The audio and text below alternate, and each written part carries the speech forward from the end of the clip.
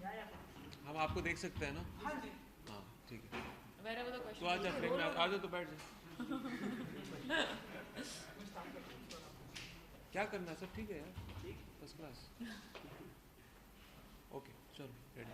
Okay Imran जी, सबसे पहले तो कॉन्ग्रेचुलेशन इस बात की, क्योंकि आज ही जो हमें न्यूज़ आई आपने हाँ आपने भी शेयर किया आपके बेटे के बारे में। ट्विटर पे जी। बहुत ही खुशी की थैंक लहर यू। है पूरे हिंदुस्तान में। थैंक यू बहुत सारी बातें हो रही, काश ये ऐसा हर किसी के साथ हो। जी अगर किसी को भी ये हो तो ट्रीटमेंट ऐसा ही हो, पूरी तरह से फ्री हो जाए। जी। एज एन फादर क्या कुछ टेक होता है आपका, कितनी फीलिंग होती है, प्रिविलेज फील करते हैं आज के लेकिन ऐसा हो रहा है, बच्चों के ट्रीटमेंट में बहुत प्रोग्रेस हुआ है। जो कहते हैं कि हमें ही नहीं पता था जब हमारे बेटे डायग्नोज हुए थे कि बच्चों का एवरेज सक्सेस रेट ट्रीटमेंट का 75% टू 80% है। ये जैसे उम्र बढ़ती है वो थोड़ा परसेंटेज नीचे जाता है एज की वजह से, लेकिन बच्चों को लेकर ट्रीटमेंट बहुत ही फ़ायदेमंद रही है। और किसी भी पेरेंट के लिए ये बहुत खुशी की बात है। हमें आज सुबह हमने अपने साहबजादे को ये खबर सुनाई, उनको तो पता नहीं था, तो उन्होंने एक डांस भी किया घर पे। वो स्कूल के लिए जा रहे थे, उसको इस बात का इल्म नहीं था कि 5 साल हो गए। लेकिन जो कुछ भी लड़ाई खुद उन्होंने जीती है, हमने उनको इस पे सपोर्ट किया है।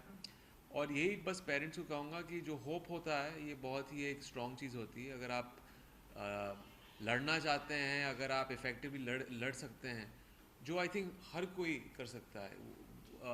कैंसर एक ऐसी चीज़ है जो दवाइयों के साथ तो होता ही है ट्रीटमेंट, लेकिन एक स्पिरिचुअल एस्पेक्ट भी होता है। लोगों की दुआएं, एक एक चाह हो कि मुझे इस चीज़ को लड़ के आगे बाहर निकलना है, तो हर कोई इस चीज़ से इफेक्टिवली लड़ सकता है। तो अया ने भी ऐसे ही किया, हमने सिर्फ उनको सपोर्ट किया है इस पर।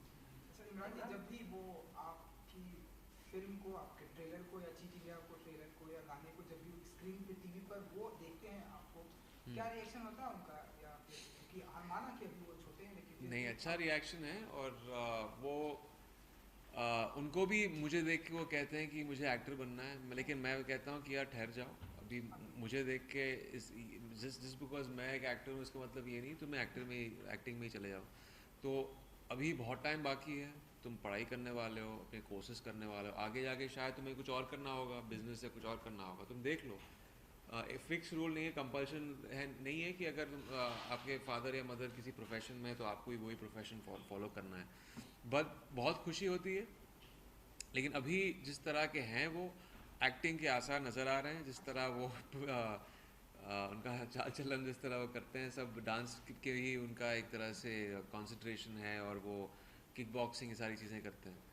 तो हाँ, बड़ी खुशी होती है उनको। चीट इंडिया का प्रोमो देखने के बाद मुझे उनको बोलना पड़ा है, यार मैं प्रमोट कर रहा हूँ, प्रमोट नहीं कर रहा हूँ चीटिंग, ये कैरेक्टर प्रमोट कर रहा है चीटिंग, तो अपने स्कूल में तुम चीटिंग मत करना। हाँ सब सर अयान और आपकी जो जर्नी रही सिचुएशन में रहता रहा, जी आपने बुक लिखी थी फिश ऑफ लाइफ, तो जी। उसको आप एक फिल्म में बनाना चाहेंगे?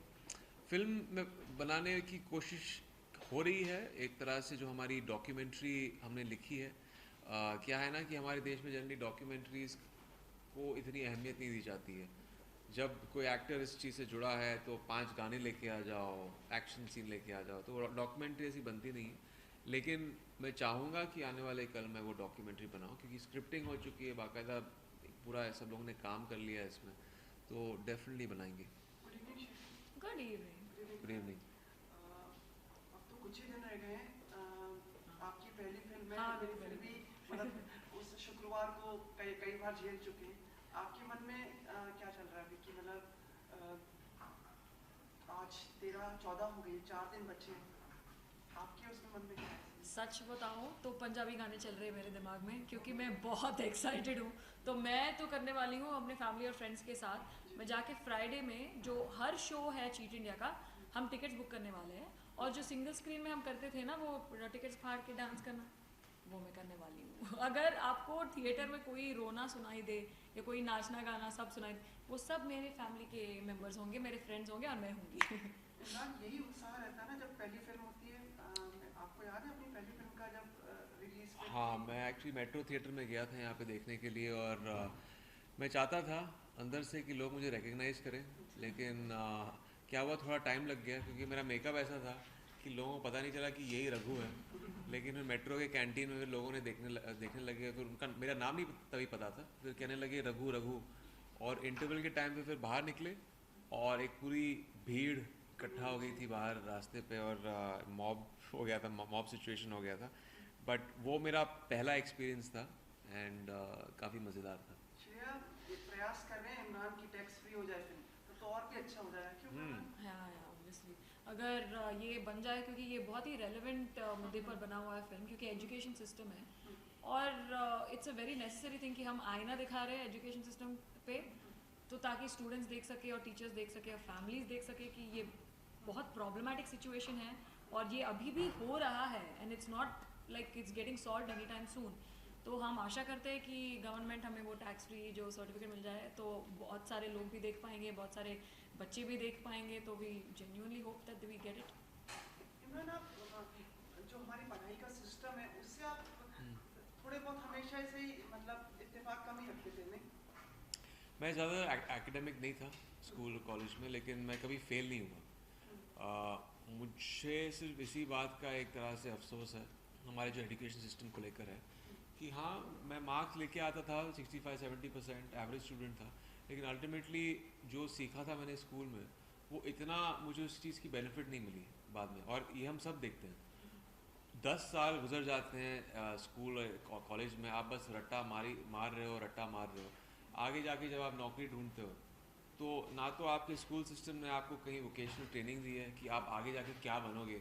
जैसे मैंने 5 साल गंवा दिए कॉमर्स में, मुझे जाना चाहिए था आर्ट्स में, लेकिन मेरे स्कूल सिस्टम ने मुझे कभी वो दिशा दिखाई नहीं कि मुझे आर्ट्स में जाना चाहिए था। तो ये थोड़ा मुझे प्रॉब्लम लगा, लेकिन ऐसा नहीं है कि मज़े नहीं लिए स्कूल के दिन और कॉलेज में, बस यही था कि पढ़ाई थोड़ी और अच्छी हो जाए। फैकल्टीज़ जो टीचर्स हैं वो ज़्यादातर कभी कभी डिसइंटरेस्टेड रहते हैं। बहुत सारे ऐसे टीचर्स हैं जो क्लास में भी नहीं आते थे, जिनके क्वालिफिकेशंस नहीं थे। ये सब ठीक हो जाए ना, तो वो सिस्टम जो है, वो एक्सपीरियंस है, मज़ेदार हो जाएगा। आप जब ये बात करते हैं कहीं ना कहीं सिस्टम पे बात आती है, और सिस्टम आता है गवर्नेंस में, तो बात ये सरकार तक जानी चाहिए। डेफिनेटली आई थिंक सरकार को पहले इस सेक्टर में ज़्यादा पैसे डालने चाहिए। 2.9% जीडीपी का कंट्रीब्यूशन है, ये बहुत छोटा कंट्रीब्यूशन है। कोई भी देश में जब आपने देखा है कि एजुकेशन सेक्टर में रिफॉर्म आया हो तो 7% मिनिमम उन्होंने सेक्टर में डाला है। तो आप देख लीजिए ना, हमारा पॉपुलेशन क्या है, इतना पॉपुलेशन है और आपने सिर्फ 2.9% डाला है, तो क्या फ़र्क पड़ेगा इस सेक्टर में। कुछ देशों ने तो 25% तक वो लेके गए हैं और एक पूरा चेंज वो लेके आए इस सेक्टर में। तो वो एक चीज़ है, लेकिन सिर्फ पैसा ही वो बात उस पर आगे ख़त्म नहीं होती है। पैसा सही जगह जाना चाहिए, ऐसा नहीं हो कि पैसे डालते हैं फिर करप्शन की वजह से कहीं और ही बढ़ जाएं वो सारी चीज़ें। तो वो एक चीज़ है, और फिर यही चीज़ें हैं टीचर्स की क्वालिफिकेशंस, गवर्नमेंट के बहुत सारे रिफॉर्म्स। आप देख लीजिए कि 60% अभी इकोनॉमिकली बैकवर्ड कोटा में दिया गया है, 60%। ये ठीक है, लेकिन आपको जो 40% रह गया है उसमें से अगर ये जो चीटिंग माफिया हैं ये स्टूडेंट्स को डिग्रियां बांट रहे हैं, तो मेरिट वाले स्टूडेंट्स जो बेचारे मेहनत करके आ रहे हैं उनको कितना % मिल रहा है सिस्टम में? शायद बहुत कम। इमरान, इसके अलावा जैसे आपने बहुत सारी नॉलेजेबल बातें की एजुकेशन सिस्टम को लेकर, तो आपको अपने किरदार के लिए क्या प्रिपरेशन करनी पड़ी और इस चीज़ के ऊपर कितना रिसर्च किया आपने? और इसके अलावा अभी जो है जो रिजर्वेशन के ऊपर बातें चल रही है उसके बारे में आप क्या सोचते हैं? अगर नहीं, वही जो मैंने कहा रिजर्वेशन के बारे में वही है, लेकिन रिसर्च जो किया है मैंने, डायरेक्टर ने, हम सब ने मिलकर एजुकेशन सिस्टम जो इसके लूप होल्स हैं, जिस तरह चीटिंग माफिया फंक्शन होती है, यूपी से कुछ लोगों से मिलकर फ़ोन पे बात करके पता चला कि ये तो बहुत प्रेवलेंट है अलग अलग स्टेट्स में, सिर्फ महाराष्ट्र में नहीं, यूपी, एमपी, राजस्थान, कोटा में तो इतने सुसाइड्स होते हैं स्टूडेंट्स के स्ट्रेस की वजह से। ये चीज़ें बहुत कॉमन है।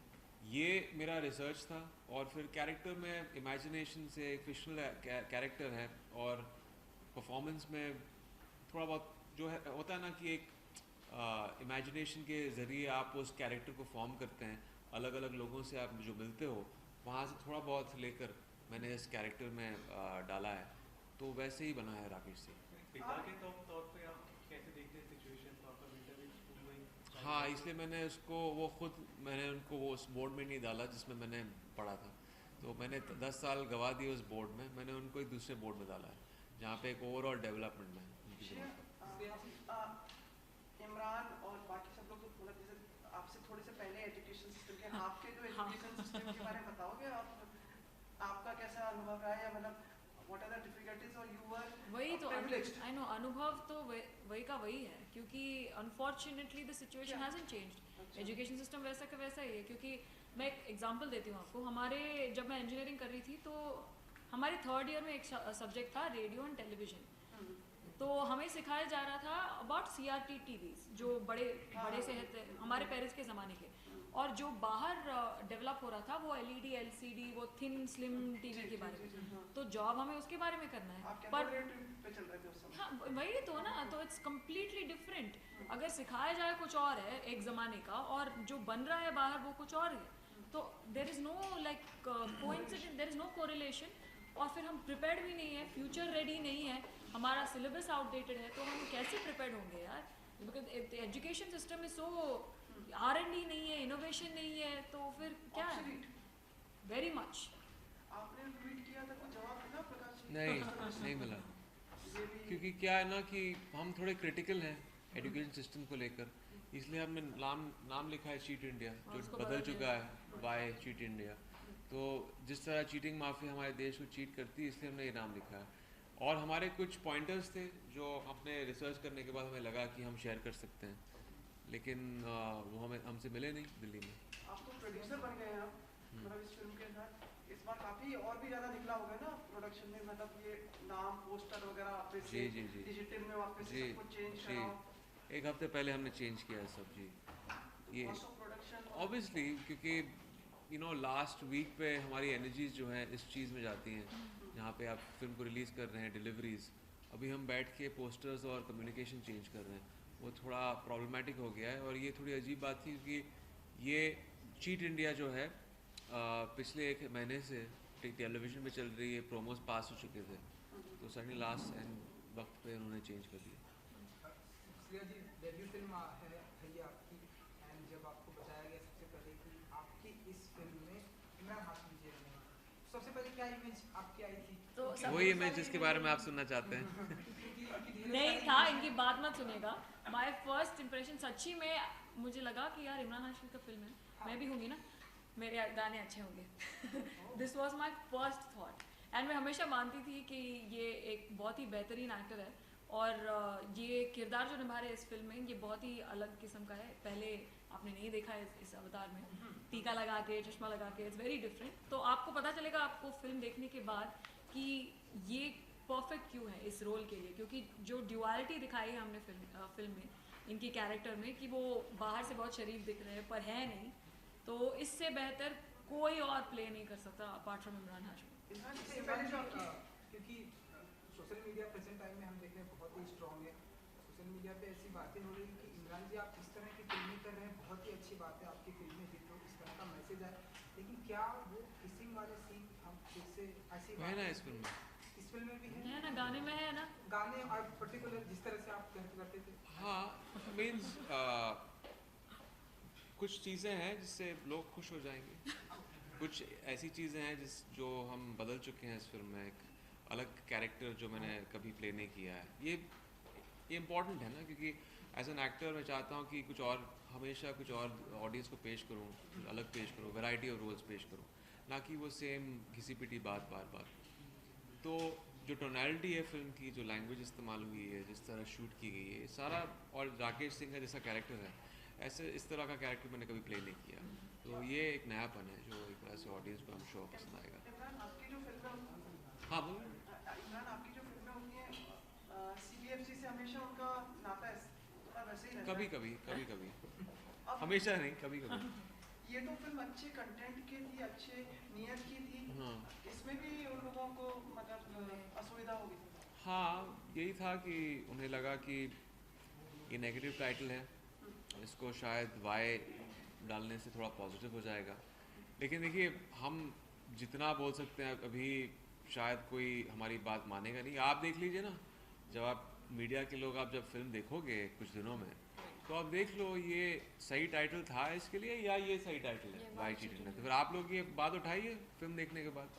इमरान थोड़ा सा अलग सवाल आपसे एक जानना सेकंड, हाँ हाँ थोड़ा सा बोलो। अलग सवाल आपसे जानना चाहूँगा कि नहीं की बात हाँ, पूछ लीजिएगा, कोई बोल, टेंशन बोल, नहीं। बोल, बोल। ओके, थोड़ा सा अलग सवाल आपसे जानना चाहूंगा कि मीटू कंट्रोवर्सी को लेके बहुत सारी बातें हो चुकी है इंडस्ट्री में और अभी जो है एक बड़े डायरेक्टर का नाम सामने आया है, आपको पता ही होगा, आपने देखा होगा, तो थोड़ा सा कुछ बताना चाहेंगे उस बारे में एज अ फिल्म फर्टर्निटी का हिस्सा आप क्या सोचते हैं? हाँ, लेकिन मैं उस पर कॉमेंट नहीं करना चाहता हूँ कि क्या है ना कि उसमें पहले तो कोई प्रूफ सामने आया नहीं है।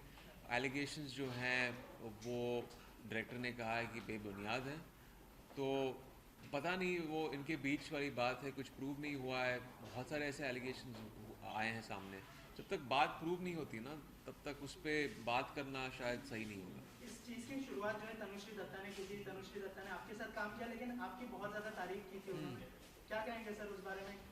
नहीं, बहुत अच्छा है कि उन्होंने इस मूवमेंट को इन द फोरफ्रंट वो लेके आई, क्योंकि बहुत ज़रूरी था। ऐसे बहुत सारे मर्द हैं सिर्फ हमारी इंडस्ट्री में नहीं जो औरतों का फ़ायदा उठाते हैं, और इनको सोशल मीडिया के थ्रू अभी एवेन्यू मिल चुका है। तनुश्री ने ये जो वेव है शुरू किया है हमारे देश में, तो बहुत बहुत अच्छा है, बहुत पॉजिटिव है। टाइगर्स में भी आपको एज एन एग्जीक्यूटिव प्रोड्यूसर का क्रेडिट था, तो उसमें भी आप प्रोडक्शन भी इन्वॉल्व थे? थोड़ा बहुत, लेकिन इसमें थोड़ी ज़्यादा रिस्पॉन्सिबिलिटी है, क्योंकि यहाँ पे क्या था, टाइगर्स तभी प्रोड्यूसर्स ऑन बोर्ड थे और स्क्रिप्ट बन चुकी थी। हमारे जो डायरेक्टर थे उन्होंने बॉस्निया में वो स्क्रिप्ट लिख ली थी और उन्होंने जो रिसर्च किया था पहले से किया था। यहाँ से फ्रॉम स्क्रैच मैं फिल्म पे प्रोड्यूसर के तौर पे रहा हूँ, तो थोड़ा और काम था इस फिल्म में। श्रेया, ये फिल्म आपके लिए क्या करेगी और क्या चाहती हैं कि क्या कर देंगे? ओ यार, मुझे पता नहीं क्या करेगी, फ्राइडे को पता चलेगा कि क्या करने वाली है फिल्म, बट आई होप, क्योंकि इतना पहली बार मेरा काम इतना लार्ज स्केल में प्रेजेंट हो रहा है और ऑडियंस जज कर सकती है कि मेरा काम कैसा है और मैंने क्या किया, और मैं पसंद आई कि नहीं, मुझे फिर से एंटरटेन करने का मौका मिलेगा या नहीं। तो या इस फ्राइडे को पता चलेगा कि इसके बाद क्या होने वाला। मैं भी एक्साइटेड हूँ पता लगाने के लिए। इमरान, आपके कुछ अंतिम शब्द जो आप समराइज करना चाहेंगे इस फिल्म को और दर्शकों तक कुछ अपनी आवाज़ पहुँचाना? वेल, यही कि फिल्म हमारी वाई चीट इंडिया 18 जनवरी को रिलीज़ हो रही है, और ये हमारे बहुत ही खोखले एजुकेशन सिस्टम के बारे में है। इस सिस्टम को सब हम झेल चुके हैं। ऐसा नहीं कि हम इस सिस्टम से कुछ सीखते नहीं हैं, लेकिन बहुत सारी ऐसी चीज़ें हैं जो हम सीखते नहीं हैं। रट्टा मारने का फंडा, बहुत सारे ऐसे टीचर्स हैं जो क्वालिफाइड नहीं हैं। इसमें एक चीटिंग माफिया है जो बाकायदा हर स्टेट में काम करती है, जो इस सिस्टम को और भी खोखला कर रही है। वो किस तरह से फंक्शन होती है वो आपको हमारी फिल्म में हम पेश कर रहे हैं वाई चीट इंडिया में 18 जनवरी को। Thank you. इमरान, आप जाए उससे पहले एक अंतिम चीज़ कि अपने बेटे की बात की। इन जनरल आप जो इतने सारे कैंसर पेशेंट्स हैं उनको क्या सलाह देना चाहिए कि बच्चे बड़े और सब लोग, और किस तरह से इसको आज के समय में प्रिवेंट किया जा सकता है? अगर आप कुछ वेल, प्रिवेंटिव यही है कि आपकी खुराक अच्छी होनी चाहिए। अगर अडल्ट्स शराब, सिगरेट्स, गुटखा ये सारी चीज़ें लेंगे तो कैंसर रेट जो है बढ़ जाता है। आप ठीक तरह से उस चीज़ को ट्रीट नहीं कर पाएंगे। लोग सोचते हैं कि अगर आपके परिवार में किसी के पास कैंसर है तो आपको कैंसर डेफिनेटली होगा। जेनेटिक कैंसर में एक बहुत ही छोटा परसेंटेज है, वो है 10%। जो 90% कैंसर रेट्स होते हैं किसी भी सोसाइटी में वर्ल्ड वाइड, वो एनवायरमेंटल के रीज़न की वजह से होते हैं। जो आप एयर पोल्यूशन, खाना जो खा रहे हैं, आपकी खुराक अच्छी नहीं है, शराब, स्ट्रेस, ये सारी चीज़ों को चेक रखिए और आपको कभी कैंसर नहीं क्या होगा। क्यूरेबल है और लोगों को आशा रखनी चाहिए? क्योरेबल है, ज़रूर है, सिर्फ दवाइयों से नहीं है, कीमोथेरेपी और रेडिएशन से नहीं है, लेकिन जो खुराक है आपकी, जो एक लाइफस्टाइल है, उसका एक बहुत ही इम्पॉर्टेंट कंट्रीब्यूशन है उस मेडिसिन के साथ। फैमिली का क्या सपोर्ट हो सकता है इसमें? यही है कि फैमिली आपको सपोर्ट करें, एक तरह से एक होप दें, और अगर आपको लड़ना है तो इफ़ेक्टिवली आप इन चीज़ों से लड़ सकते हो। एक तो दवाई से है, और खुराक, लाइफस्टाइल, और बस पॉजिटिव तरीके से लड़ें। दुआएं हों, आप दुआ करें, प्रार्थना करें कि आप ठीक हो जाएं, और उस पर काम करें, एक्सरसाइज भी करें, तो मामला ठीक हो जाएगा। बहुत बहुत धन्यवाद। Thank you so much. Thank you. Before you leave, just post for the